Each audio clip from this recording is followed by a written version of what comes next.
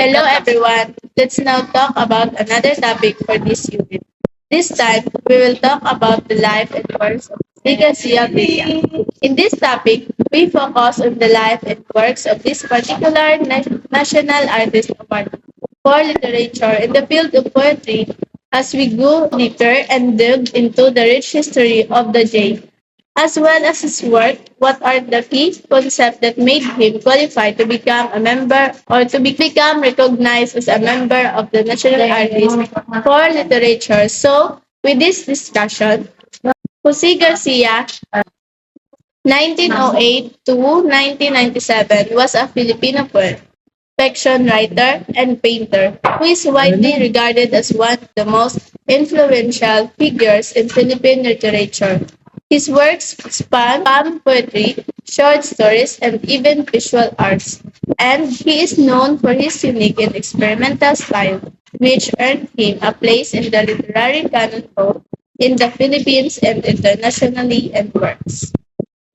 Hope you all going to remember and to study well the life of Juan Jose Garcia Villa.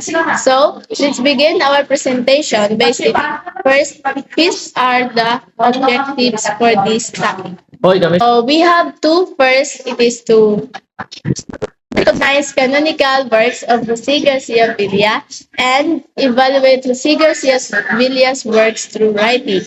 So in this topic, we are going to talk about much Jose Garcia Villa has contributed to the literature, to the field of literature that has made him recognizable as a national artist for literature. But we continue, I would like to ask everyone that nowadays, because of the so many or the vast creative outlet that people have and made available for all of us, we have different styles, we have different inspiration in terms of showcasing our artistic side.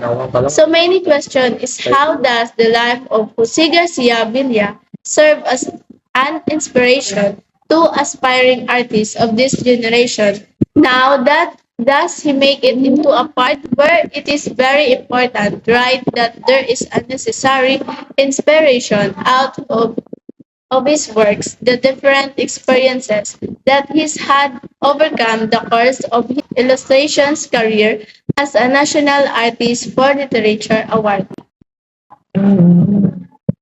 So let's now talk about Jose Garcia Villa first life.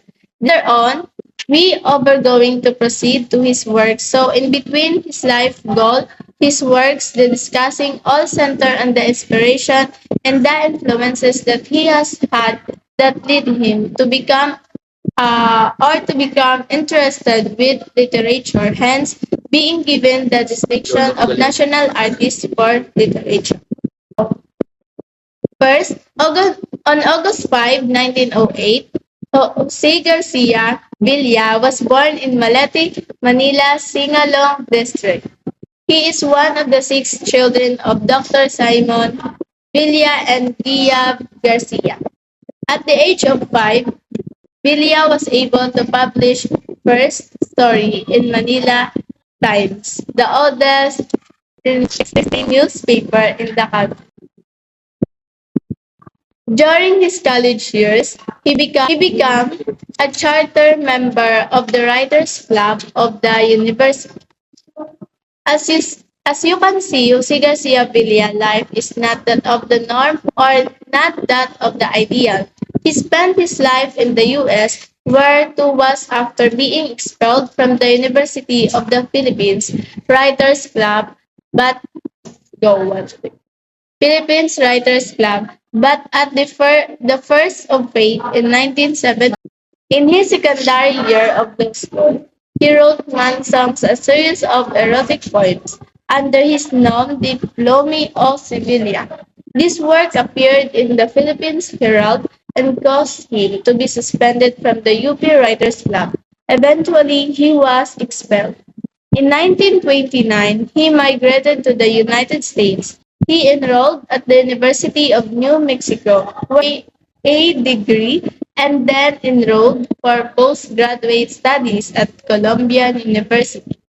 He spent the rest of his life in New York, where he produced poetry, and worked as an associated editor and lecturer. Jose Garcia Villa Award.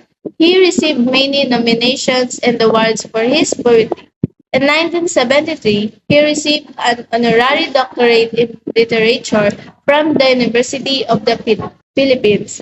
In 1973, also he was named as National Artist for Literature. Jose Garcia Villa's writing style.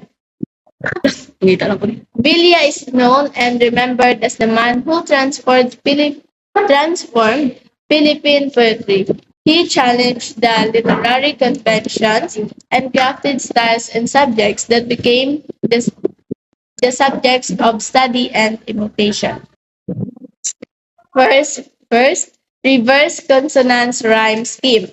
In this rhyme scheme, the last sounded consonants of the last syllable are reversed to form the corresponding rhyme. Example, lips in spill, right and here.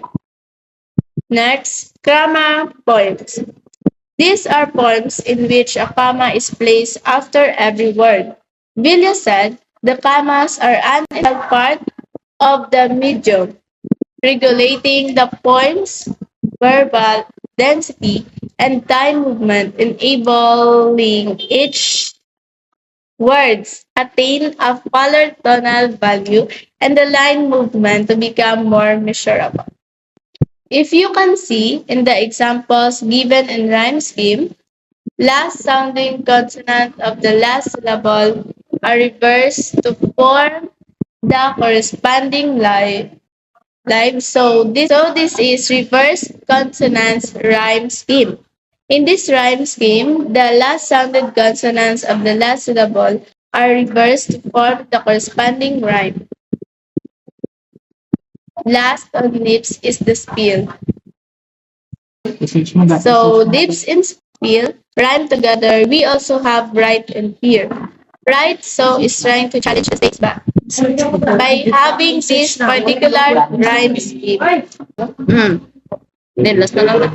So first, a poem must be magical, then musical as a seagull.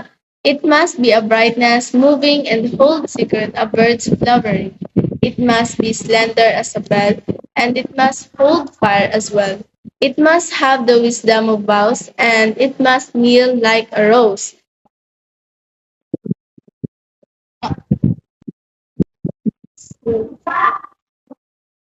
It must be able to hear the luminance of dove and deer. It must be able to hide what it seeks like a bride. And overall, I would like to hover God, God smiling through the poem's top.